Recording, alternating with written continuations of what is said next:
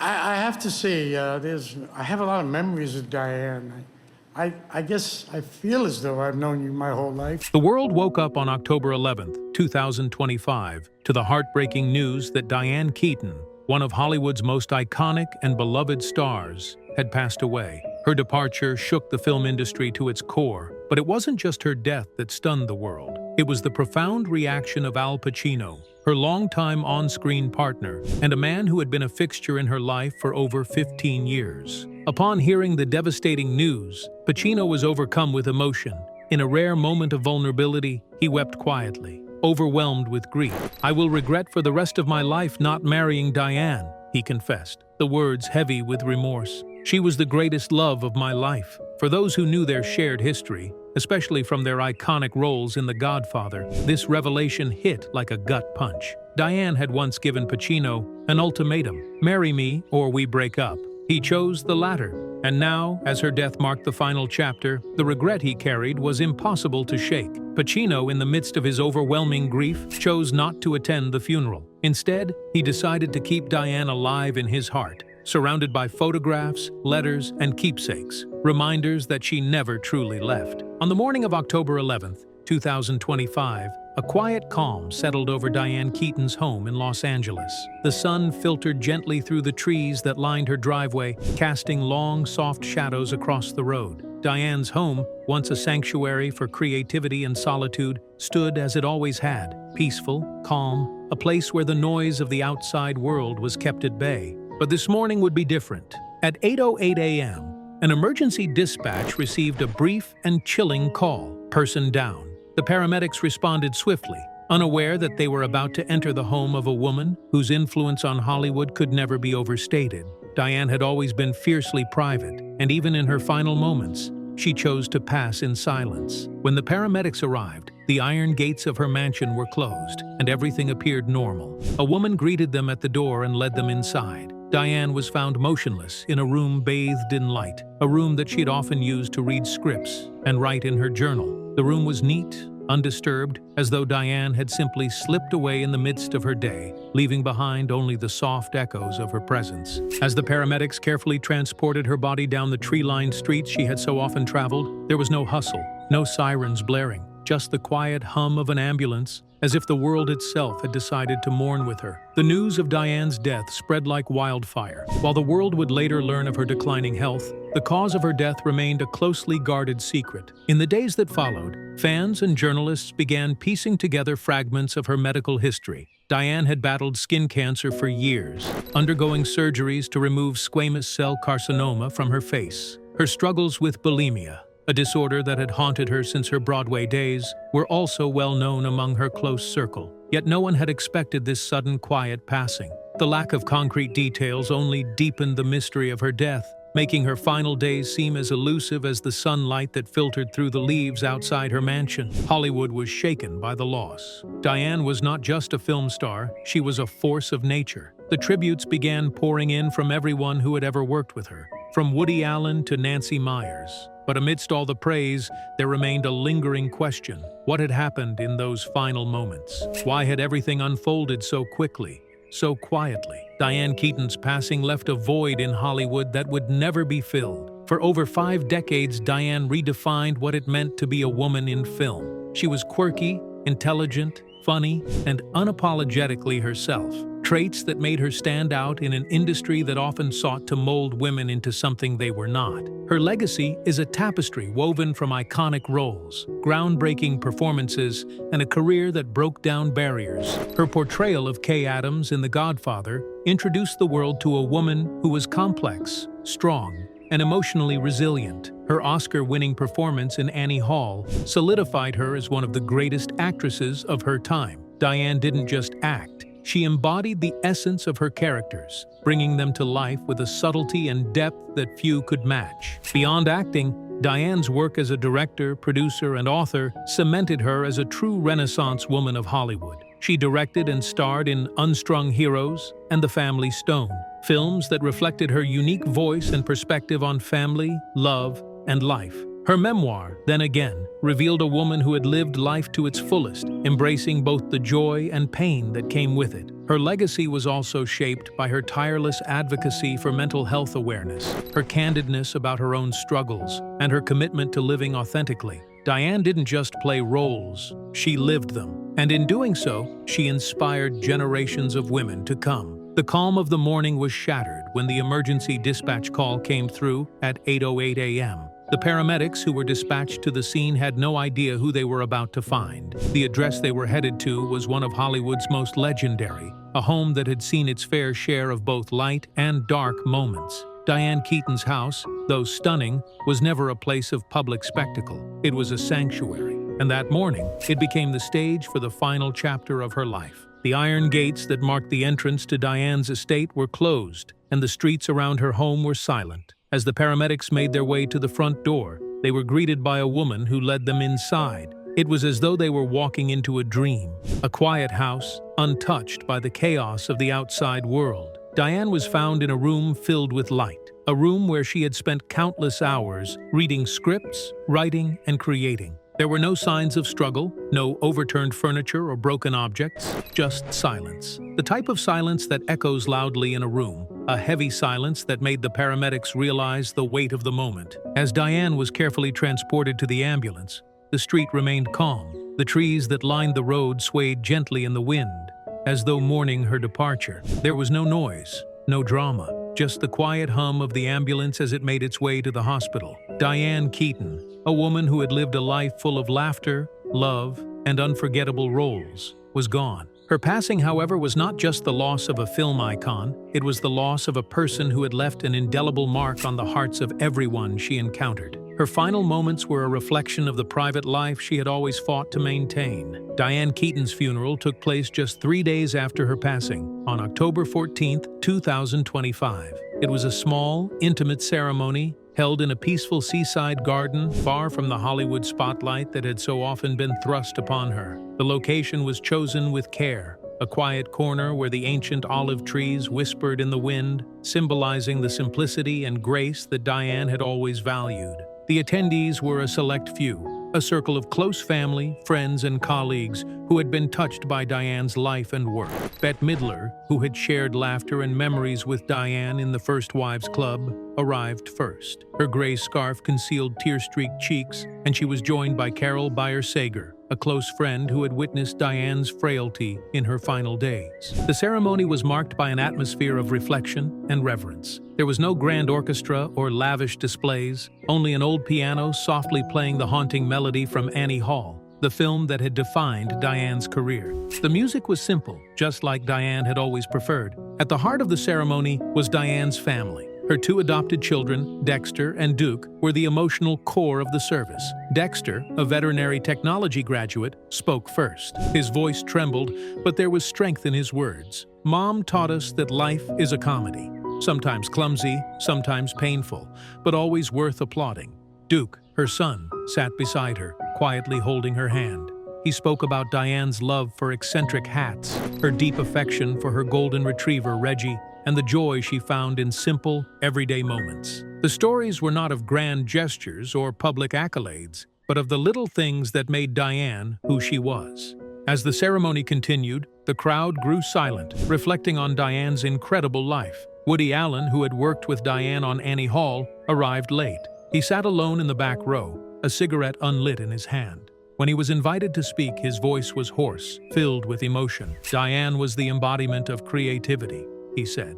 "She didn't act. She lived with a self-deprecating humor that only true geniuses possess." Francis Ford Coppola, who had cast Dianne in The Godfather, also paid tribute. He spoke briefly but eloquently, describing Dianne as a creative force whose contributions to the arts could never be overstated. Robert De Niro, visibly shaken, added his own tribute, praising Dianne for her kindness and the warmth she brought to everyone she worked with. Other stars, including Reese Witherspoon and Goldie Hawn, shared memories of Dianne's mentoring and her unwavering belief in the power of laughter. Witherspoon, who had been mentored by Dianne early in her career, spoke through tears. "She changed how we see women on screen. Smart, funny, and completely original." The ceremony ended with a memorial video showcasing Dianne's career. Clips from Something's Got to Give, Father of the Bride, and Annie Hall played, reminding everyone of the incredible impact she had on both cinema and the hearts of her fans. Al Pacino,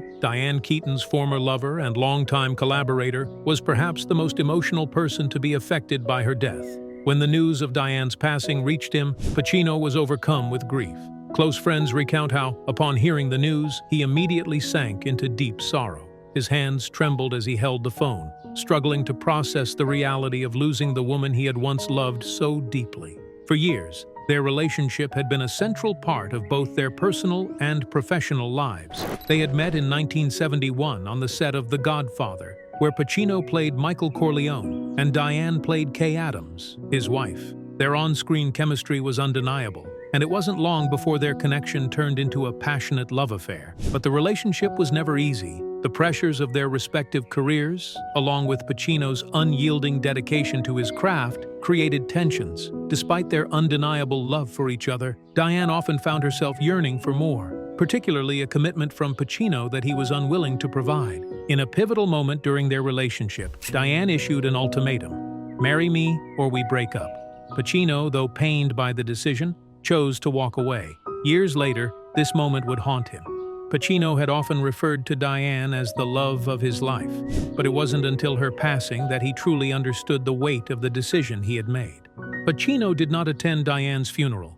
Friends explained that the pain was too great for him to bear. He chose instead to keep Dianne alive in his heart, cherishing the memories they shared. Old photographs, letters, and gifts from Dianne became his solace. He spent hours alone, quietly reminiscing about their time together, reliving the moments when their love had been at its peak. Al Pacino's tribute to Dianne was not a public declaration or a grand gesture. Instead, it was a quiet, personal tribute, filled with regret and love. He never publicly stated his feelings about Dianne's passing, but those closest to him knew that this loss would stay with him for the rest of his life. Dianne Keaton's passing had an immeasurable impact on Hollywood, as tributes poured in from all corners of the entertainment world. Colleagues, friends, and fans alike shared memories of a woman who had not only reshaped the way women were portrayed in film, but had also touched lives with her warmth, humor, and authenticity. Dianne's influence was profound, both on screen and off, and the outpouring of love that followed her death was a testament to the legacy she left behind. Woody Allen, who had worked with Dianne on Annie Hall, one of the films that earned her an Oscar, was visibly shaken by the loss. Allen's tribute spoke not just of her incredible talent, but of the person Dianne was behind the camera. He said, "Dianne was the embodiment of creativity. She didn't act. She lived with a self-deprecating humor that only true geniuses possess." These words captured not only her artistry, but her ability to bring warmth and genuine joy to everyone she worked with. Allen's reflection highlighted how her off-screen personality, witty, clever, and full of life, was as captivating as her performances. Robert De Niro, who had been a colleague and friend of Dianne's for many years, shared his own heartfelt tribute. Speaking of how Dianne's unique to bring both humor and pathos to her roles made her a standout in every project she participated in. Dianne was more than just a brilliant actress. She had a way of transforming every moment she was in, making everything feel real, De Niro said, his voice tinged with sadness. She had the ability to turn a tragic scene into a moment of humanity and humor, and that's something few actors can do. In addition to her peers, the younger generation of actors who grew up watching Dianne's films also paid tribute. Reese Witherspoon, who had worked with Dianne early in her career, spoke with a mix of admiration and grief. "Dianne changed how we see women on screen. She was smart, funny, and completely original. She had a way of making everything she did seem effortless, even though you knew it was anything but. She was a true pioneer." Other Hollywood icons like Jack Nicholson, Michael Douglas, and Goldie Hawn also shared their thoughts, reflecting on Dianne's incredible journey in the film industry. Goldie Hawn, in particular, fondly recalled the many times she had shared laughter with Dianne. She was always the life of the party, but in a way that made everyone around her feel included. Dianne had a gift for making you feel like you were the most important person in the room. But the tributes didn't just come from the famous faces in Hollywood. Fans from all over the world took to social media, leaving messages of gratitude and admiration for Dianne's contributions to the arts. Hashtags like hashtag Remembering Dianne Keaton and hashtag Dianne Keaton Legacy trended worldwide as people shared their favorite Dianne moments from films like Father of the Bride and Something's Gotta Give. Dianne had not only been a star, she had become a friend to millions of people who found joy, comfort, and inspiration in her work. It was clear that Dianne Keaton was more than just a legendary actress. She was a cultural icon whose legacy would live on in the countless films, performances, and memories she had created over the years. Hollywood and the world at large had lost one of its brightest stars, but through the tributes, the outpouring of love, and the impact of her work, Dianne's legacy would live on forever. In the final years of her life, Dianne Keaton faced a series of health challenges that many of her friends and colleagues did not know the full extent of. Her struggles with skin cancer and eating disorders, two battles that had marked her earlier years, resurfaced with a harsh intensity in the latter part of her life. Despite these personal health struggles, Dianne remained fiercely private, often shielding the public from the toll it took on her body and mind. Dianne's battle with skin cancer was a long one. She had been diagnosed with basal cell carcinoma at a young age, and it was a condition that ran in her family. Her father and brother had both battled similar forms of skin cancer, and as a result, Dianne became a vocal advocate for sun protection. She would regularly speak out about the importance of sunscreen and early detection, using her platform to encourage people to take better care of their skin. However, her own experiences with the disease took a toll on her, particularly in her later years. In 2014, Dianne underwent 2 surgeries to remove squamous cell carcinoma from her cheek, a reminder of how deeply the disease had impacted her. Friends and colleagues recall how Dianne's appearance began to change in the final months of her life. Carol Bayer Sager, one of her closest friends, met Dianne in Palm Springs after the January 2025 wildfires and was taken aback by how thin she had become. She was still smiling, still humorous, but she looked very frail, Sager recalled. Dianne had always been thin, but in the last few months, her frailty was striking. It was as though her body, once a reflection of the vibrant woman who had taken Hollywood by storm, was beginning to wither away. In addition to her battle with cancer, Dianne had long struggled with bulimia, an eating disorder that had plagued her since the early 1970s. In her memoir, Then Again, Dianne opened up about her struggles with food and body image, admitting that she had once consumed as much as 20,000 calories a day in a desperate attempt to control her weight. The disorder was born from the pressures of Hollywood, where the demand for thinness and perfection was constant. But it was also a reflection of Dianne's own inner turmoil. Though she had sought therapy and worked to overcome the disorder, bulimia had left a permanent scar on her life. It was something she never fully escaped, and the psychological impact of it lingered far beyond her recovery. By the time 2025 came around, those who were close to Dianne noticed that she had become increasingly withdrawn. She no longer took her daily walks with her dog Reggie, a ritual she had once cherished. She had stopped attending public events, and her once constant social media presence began to dwindle. Her decision to sell her Los Angeles home in March 2025 for $29 million was seen as a sign that something was wrong. Dianne had lived in that house since 2017, and it had been a place of refuge for her. To those who knew her, selling the house was unlike Dianne. She had always been deeply attached to her homes, which reflected her passion for architecture and family stability. It was a sign that Dianne sensed her health was deteriorating, and perhaps she was ready to face her final chapter privately. The decision to sell her home, combined with her reduced public appearances and the noticeable changes in her appearance, indicated that Dianne's body was beginning to fail her. She had always been a fighter, but in the end, even Dianne could not outrun the effects of time and illness. Despite the toll her health struggles took, Dianne never once complained publicly. She chose to remain silent about her physical decline, not wanting to worry her fans or her loved ones. In many ways, her battle with health was fought quietly, away from the public eye, a reflection of her desire to maintain control over her life, even as it slipped away. Dianne Keaton's love story with Al Pacino was one of Hollywood's most talked about and tragic tales. From the moment they met on the set of The Godfather in 1971, their chemistry was undeniable. Dianne, a rising star from Broadway, played the role of Kay Adams, Michael Corleone's devoted wife. Pacino, already known for his intense presence on screen, portrayed the complex and troubled Michael. Their on-screen connection was electric, and it didn't take long for their relationship to blossom into something deeply personal. However, the relationship between Dianne and Al was never without its challenges. Pacino, whose career was rapidly rising, was a man consumed by his work. Dianne, on the other hand, was eager for a commitment, something more than the transient nature of their love affair. Over the years, their relationship saw many ups and downs, with both of them struggling to balance their professional lives with their personal connection. But despite the tumult, there was an undeniable bond between them, one that lasted long after their romantic relationship ended. Their love story reached a breaking point in the late 1970s when Dianne, tired of the instability, gave Pacino an ultimatum: "Marry me or we break up." Al, despite his deep love for her, chose not to marry Dianne. He later confessed in interviews that his career, his independence, and his desire for freedom ultimately led him to make the decision that would haunt him for the rest of his life. Dianne, heartbroken but strong, ended the relationship. She would later describe their love as unfinished, a beautiful yet tragic chapter that was never given the resolution it deserved. After their breakup, Dianne never fully opened her heart to anyone else. Though she had relationships with other men and even received marriage proposals, Dianne always declined. She once confided in a friend, saying, "I loved Al with all my heart, and no one can fill that void." For Dianne, Pacino had been the love of her life, and after him, no other relationship could measure up.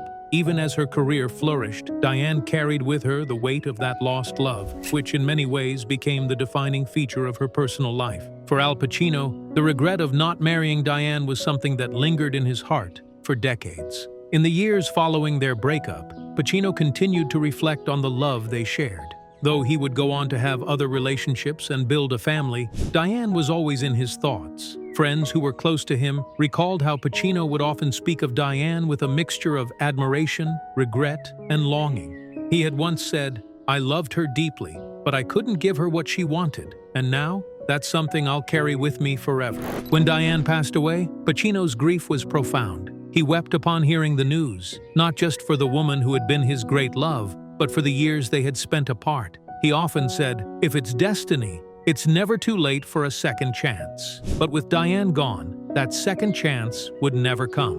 Pacino's sorrow was compounded by the knowledge that the love they had shared was left incomplete. Dianne's death marked the end of an era for Pacino. The memories of their time together on the set of The Godfather, their passionate love affair, and the life they could have shared haunted him. Yet, he never sought to make a public statement about their relationship after her death. Instead, Pacino chose to keep Dianne's memory alive in his heart, keeping the treasured photographs, letters, and mementos they had shared. Dianne Keaton's estate, valued at approximately $100 million, reflected the success and artistry she had achieved in her long career. Dianne was not just an actress. She was a businesswoman with a keen eye for real estate. She had bought and renovated several homes, including a stunning property in Brentwood, California, which she had sold for $28.9 million just months before her passing. Her wealth was primarily generated through her roles in classic films, but she also earned royalties from her books and music and from her work as a director and producer.